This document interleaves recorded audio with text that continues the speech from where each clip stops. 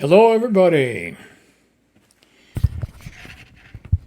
Just checking to see if my extra microphone is working. It works a lot better than the one attached to my iPad, so that's what I use. I've been hunting and working on and hinting at, or even promising, a cowboy poetry program for several weeks. But due to lots of barriers, which cowboys would understand, I haven't produced. But now all is well. Let me give you a little cowboy poetry background. The first cowboy poetry actually took place back in the late 19th century, when the cowboy culture of the West was becoming pretty well established. And a lot of it was in the form of actual songs rather than just poems. But perhaps the best known of these was Home on the Range.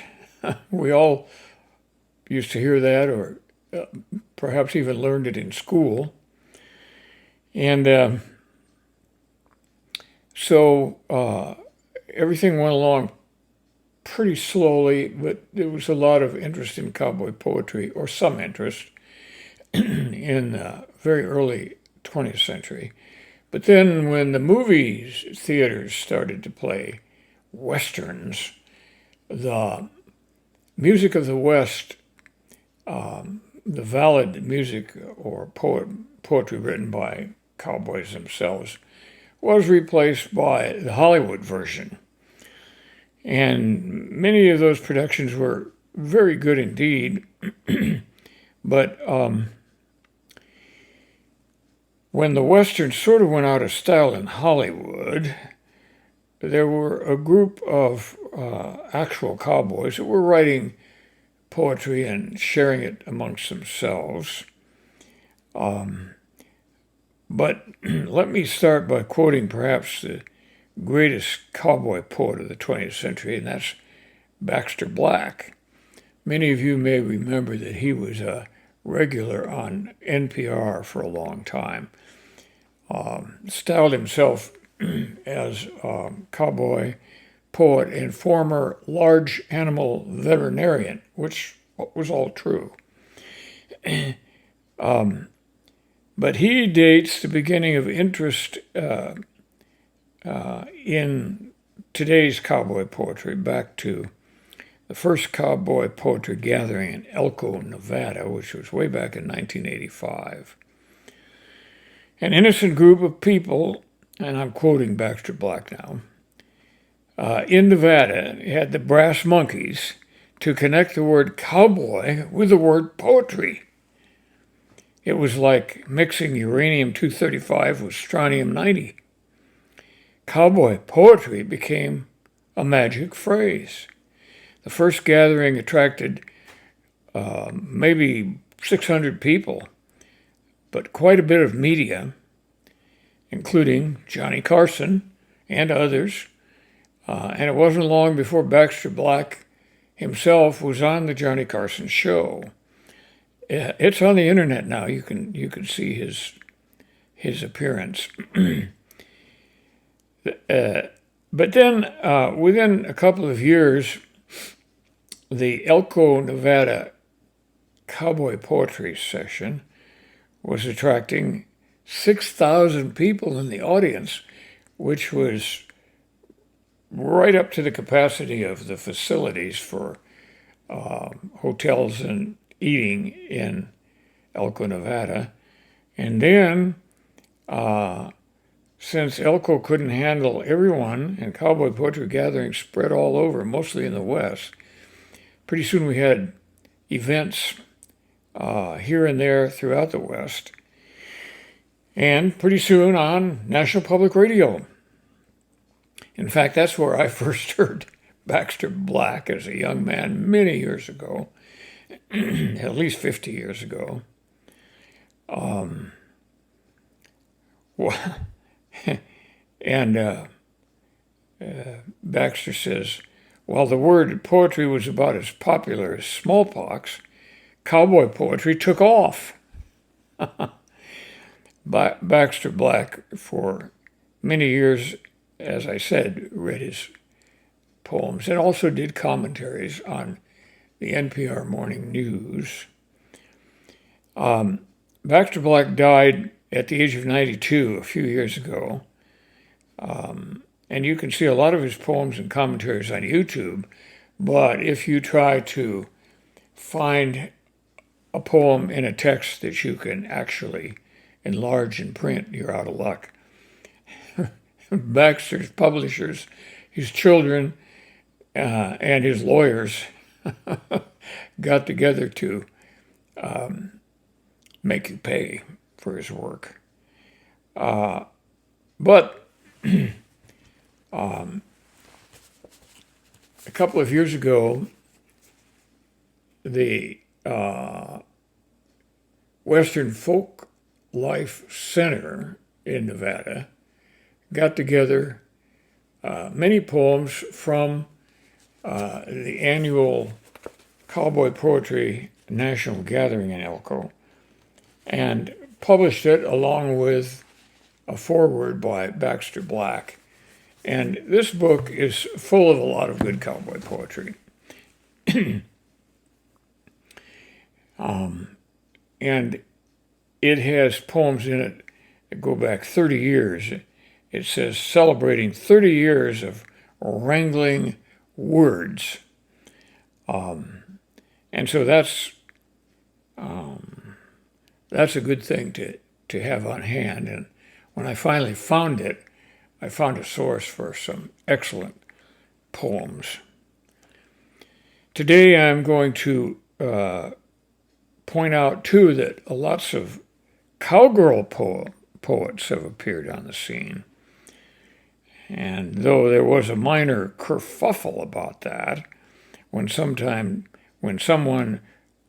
and I think it was a female poet, a cowgirl poet, read a poem in free verse instead of rhyme, which used to be the standard form for cowboy poetry.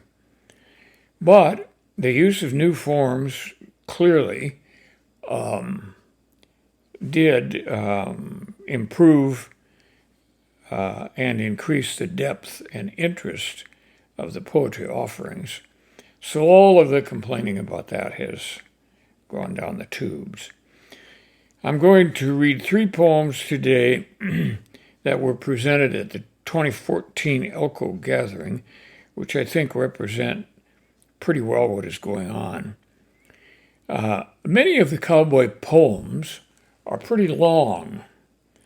I'm starting with a fairly long one, which is typical of a lot of such poetry, and then I'm moving on to a couple of shorter ones. The first one I'm reading is by a guy named Carlos Ashley, who was a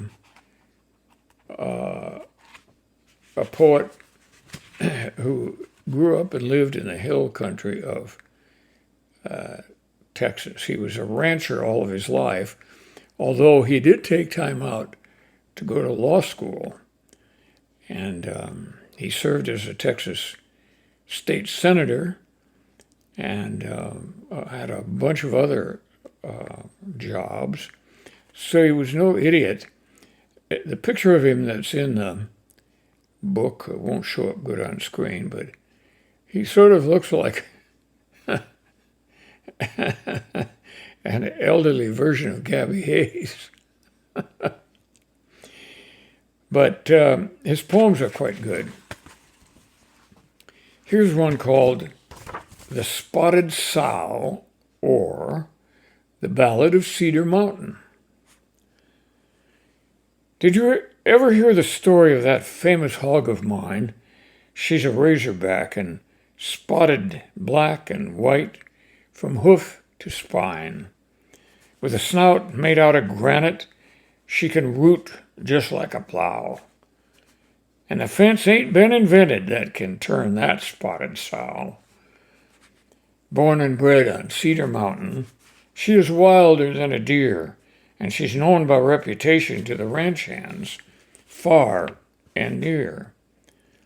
Though a sow of mine had raised her, on that mountain she was free, and I always kind of doubted that she really belonged to me.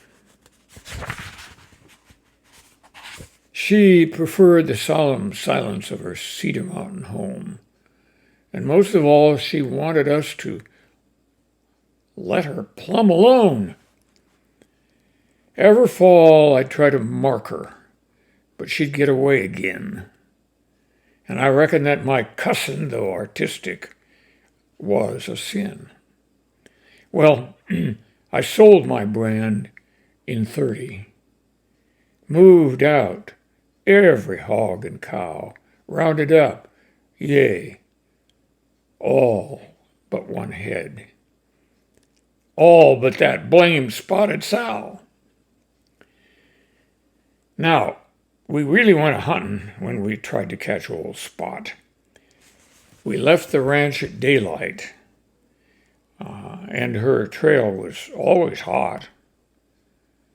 She might be picking acorns on the banks of Sandy Creek or in somebody's turnips, cultivating, so to speak. But let the foot of dog or man disturb the morning dew, and you might as well have phoned her, 'cause somehow she always knew. She'd light out for Cedar Mountain where the land and sky divide. There ain't no spot on earth nowhere a better place to hide.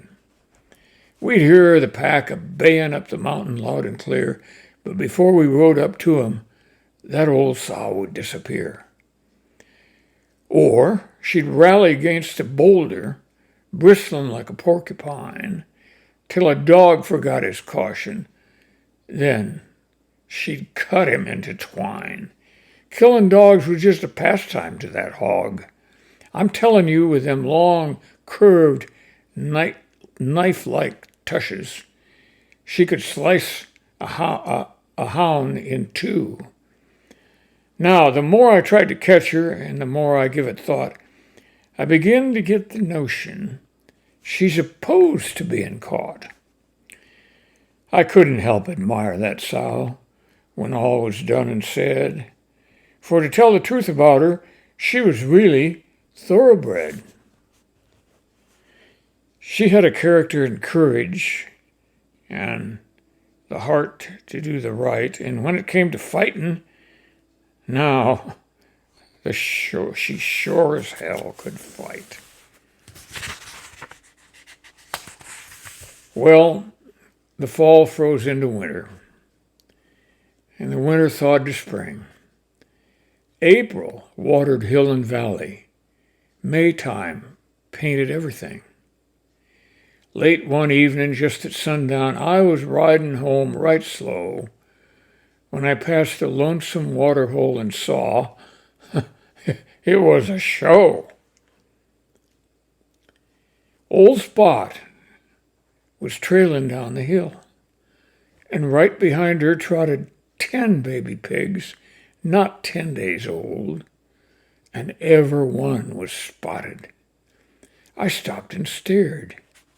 She studied me. My eyes filled like a fountain, and there I gave old Spot a deed to Cedar Mountain. Now, I was taught that folks who try, you ought to help and praise them. So, boys, I says, old Spot's got pigs, and damn sure gonna raise 'em. She's still on Cedar Mountain, though I seldom see her now. You can bet that's one dominion where the queen's a Spotted Sow. I think that's a great, funny, and well-written poem by a true cowboy poet.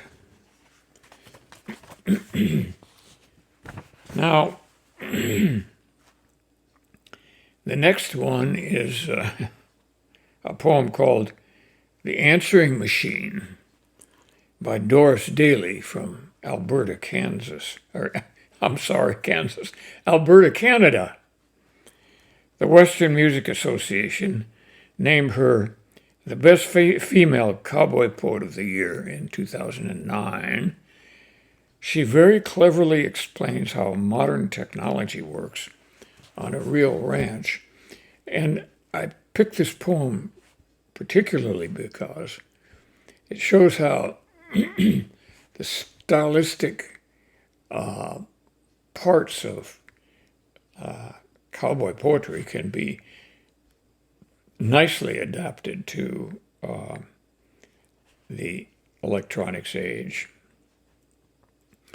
A little bit about Doris Daley. It says here that she was born from a self-described gene pool that includes Mounties, ranchers, sorry team ropers, intrepid homesteaders, petticoated bushwhackers, grain elevator operators, and Irish stowaways. What a genealogy that is. Now, the name of this poem is, as I mentioned, The Answering Machine. Thank you for calling Hayseed Ranch. We'll be with you sooner or later, so please stay on the line for the next available operator. Your call is very important to us. We have a digital recording contraption. Simply listen to the following menu and select the appropriate option. For brown eggs, stock dog pups, a Farm King mower, Angora goats, or Suffolk sheep, just tell us what you've got to trade and make an offer after the beep. If those frisky Charolais heifers have jumped the barbed wire boundary, enter their ear tag numbers now, followed by the pound key. Press 1 if you're selling insurance. Press 2 if you're from the bank. Press 3 if you want to tune our piano or clean the septic tank. Press 4 to deliver your yearlings. Press 5 if you'll be here at dawn. If you want us to adopt a tiger, hug a tree, sponsor a wolf, save a whale, give to Air Canada, or save the Liberal Party, dial 1-800-DREAM-ON. Press 6 if you want to go hunting. 7 if you want to buy hay. Press 8 for help with high school rodeo or 4-H Achievement Day. Press 9 if you'd like to keep holding. It shouldn't be much longer now. The grass fire is almost under control, and so is the prolapsed cow. Your call is very important to us, and here's what we urge you to do. Just stay on the line until your call is no longer important to you. Wouldn't you love to have those options when you call somebody? Now, there's another poet in this book of cowboy poetry that caught my attention. His name is Vess Quinlan.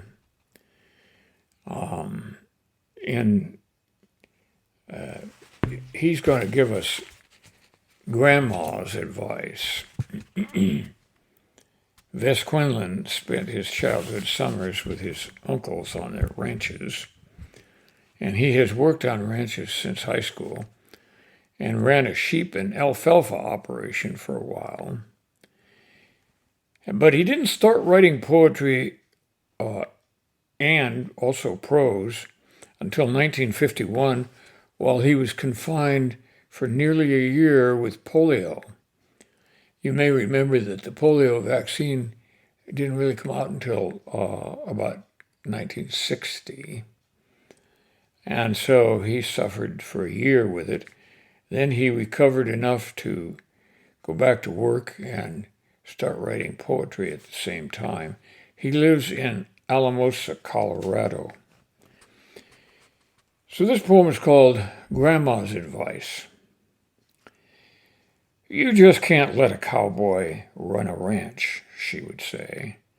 He will spend days, weeks even, showing a 5-year-old how to make a loop land flat around a salt block, and take weeks, months even, teaching a colt to set up just right.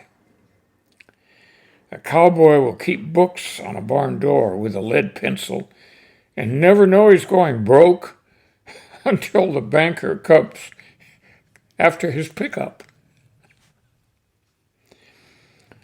I did not know until growing that she was talking about Grandpa.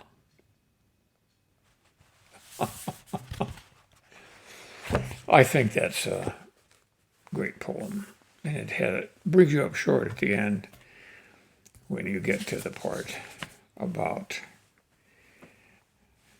Grandpa's advice. Grandma's advice was to her own husband, Grandpa. That was fun, and I hope you all enjoyed these little poems. Some would say that funny poetry is really just doggerel.